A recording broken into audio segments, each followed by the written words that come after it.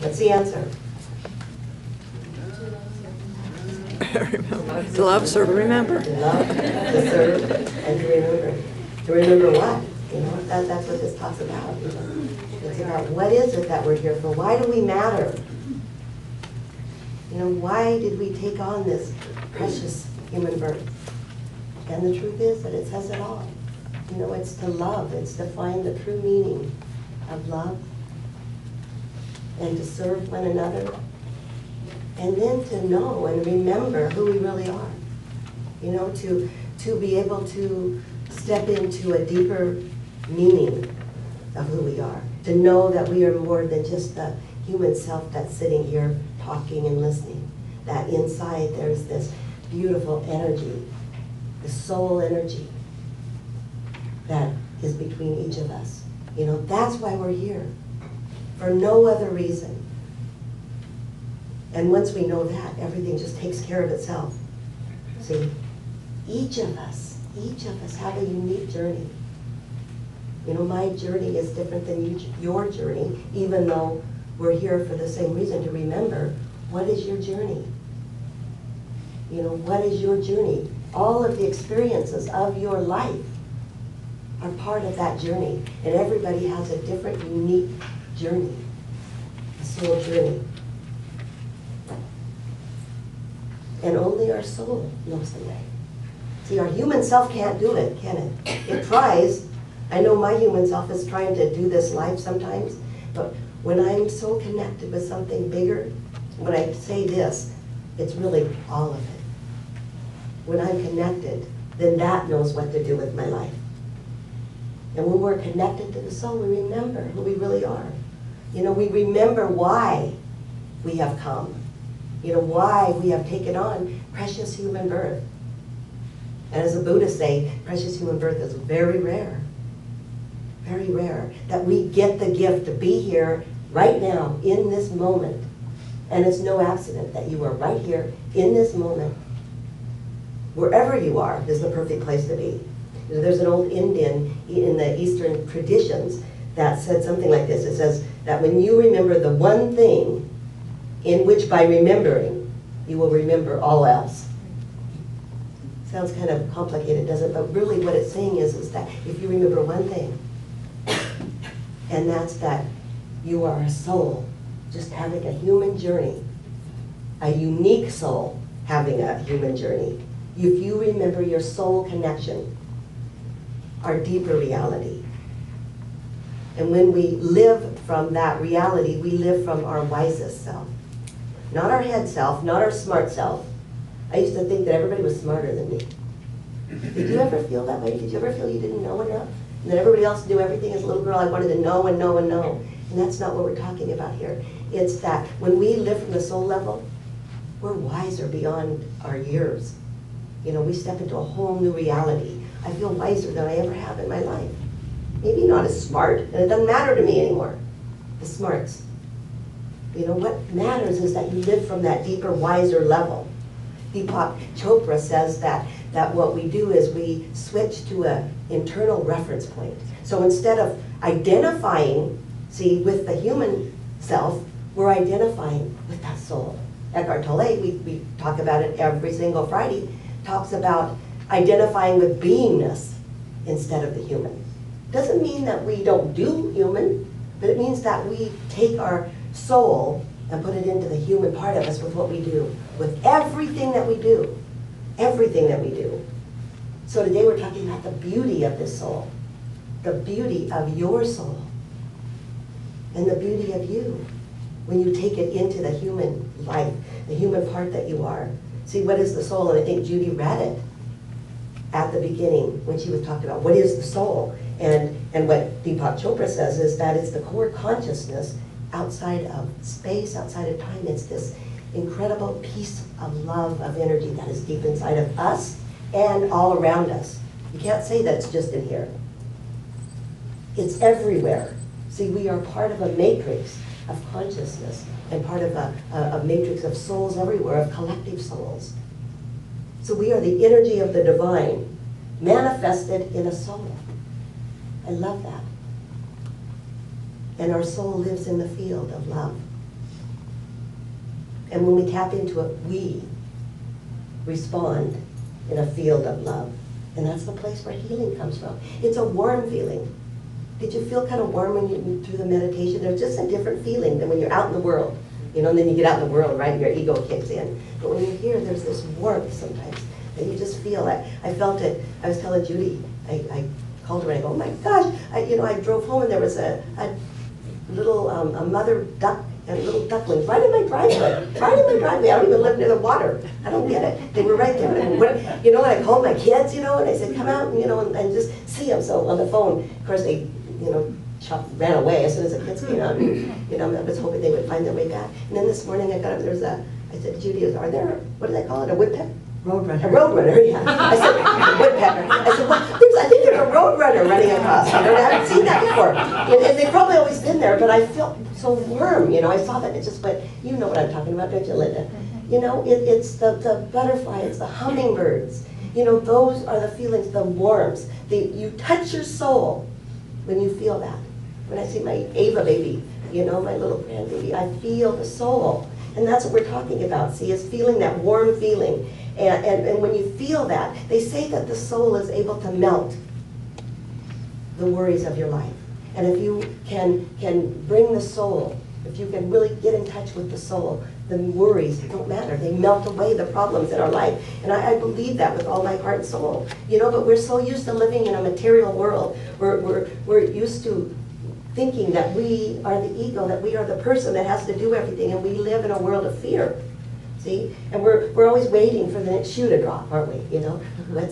Life's pretty good for a while, then all of a sudden we gotta wait, and then this next shoe's gonna drop, so we better be happy while we can. And what I'm suggesting here is that we just give it all up and we trust and we live from the soul without trying to figure everything out. Doesn't mean we don't have to move our feet, but it means that there's something bigger guiding our path. There's something bigger guiding our path.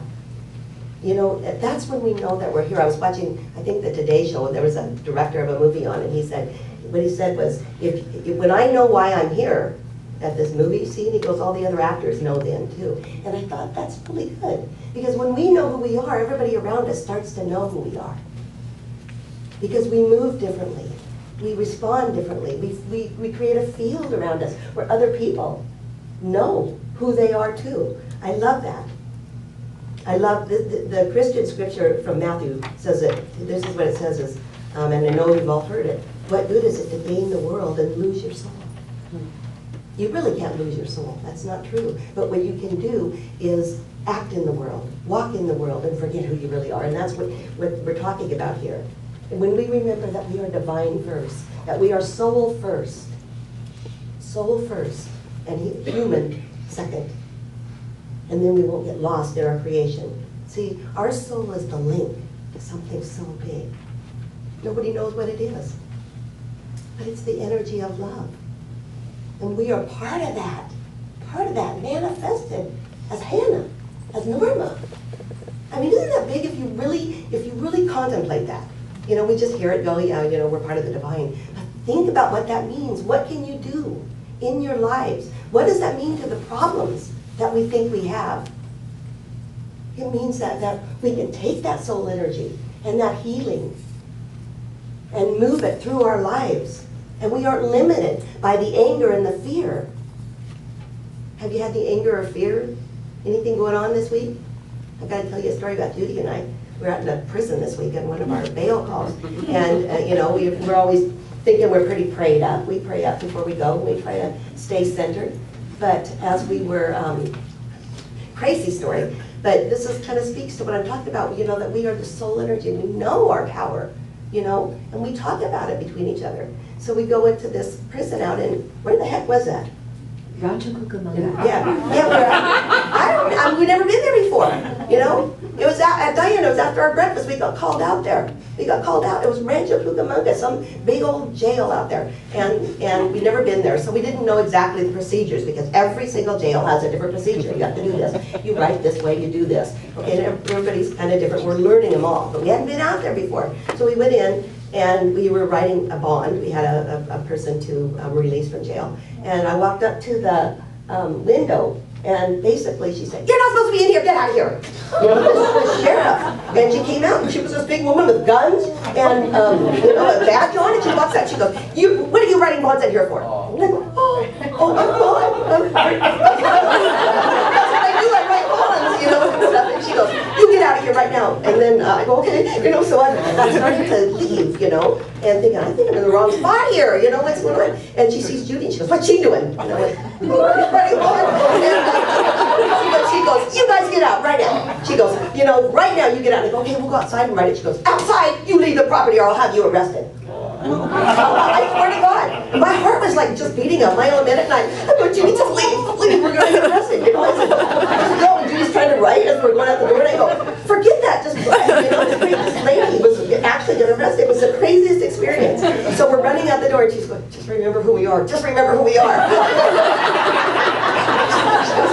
Like, okay, breathe, you know. We actually jumped in our car and went to the out of the parking lot because we can't write bonds on there. We were supposed to just drop the bonds off is what happened. All other places you can write them. I didn't know that.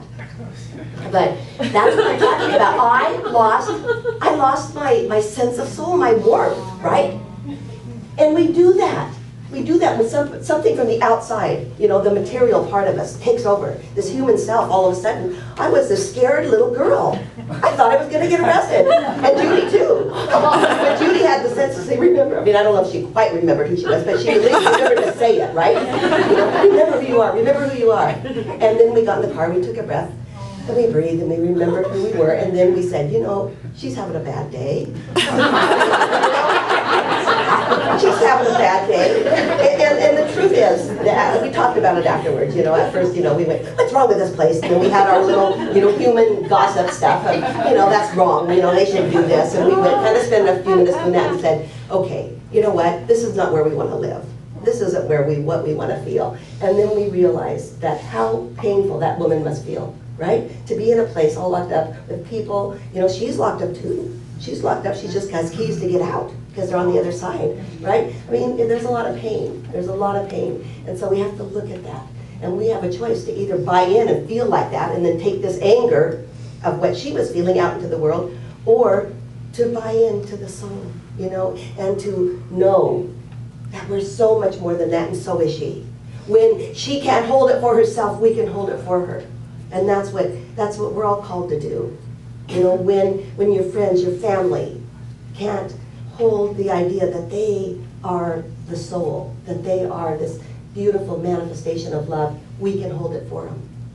And that's what this whole idea of knowing is about. You know, the soul has the power to transform our lives. You know, and what Thomas More says, and I love this, he says that our soul power comes from living close to the heart, and it comes from gaps and holes of our experience. That means that our soul comes, that we can touch our soul when we are experiencing levels of pain, levels of depression in our life.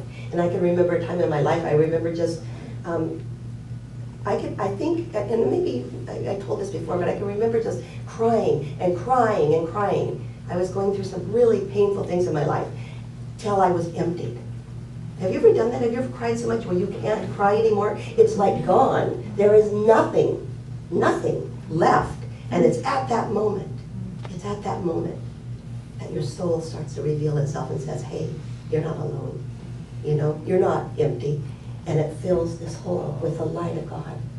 And see, that's what I mean. There's gifts in depression. There's gifts in emptiness, gifts in holes in your life. Because that's where the soul starts to shine through. And each and every one of us, you know, I love that what he says. See, the soul is unique to each and every one of us. Your soul knows what to do when you ask it, when you are in alignment with it. How do you get in alignment? You just do. You find the birds, you find the butterflies, you know, the babies, the sunsets. You get out of your head and you drop to your heart, and your soul warms your body. The divine moves through you. You know, you get out of all the thoughts that's happening, you know. Your soul knows all of the desires, everything that has been you, that's built up to this moment in time. Every thought, every feeling that you had is meant to be. And it's part of your soul journey, you know. And nobody can tell you how to live your life but you. You're the only one that knows. I watched the kid on American Idol, and he just loved to sing, and his whole, you could just tell his journey was just about singing. He loved to entertain, and he said, this is my last chance. My parents said I got to get a real job if I don't make it here. And I thought, you know, the truth is that kid's job was that. His heart was a singer. And see, we each know, and so that's the invitation here, is to go into your heart and remember who you are so that you can truly know, you know, what to do, to go in deeply, to love one another, to serve, and to remember. Thank you.